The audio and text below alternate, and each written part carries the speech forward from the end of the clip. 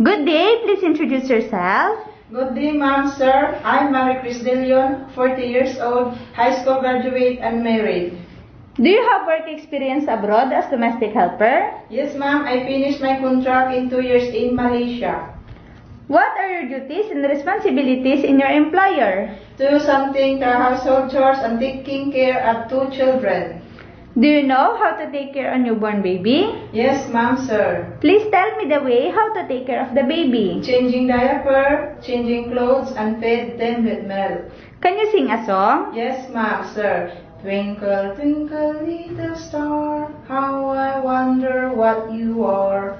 Can you cook well? Yes, ma'am, sir. Can you follow a recipe book? Yes, ma'am, sir. Can you describe your personal character attitude? I'm a hard-working person and trustworthy. How do you perform as a domestic helper? I follow the rules and regulation in Hong Kong as a DH, and I promise to finish my contract with you in 2 years, ma'am, sir. God bless and good day. Thank you and hope to see you soon in Hong Kong.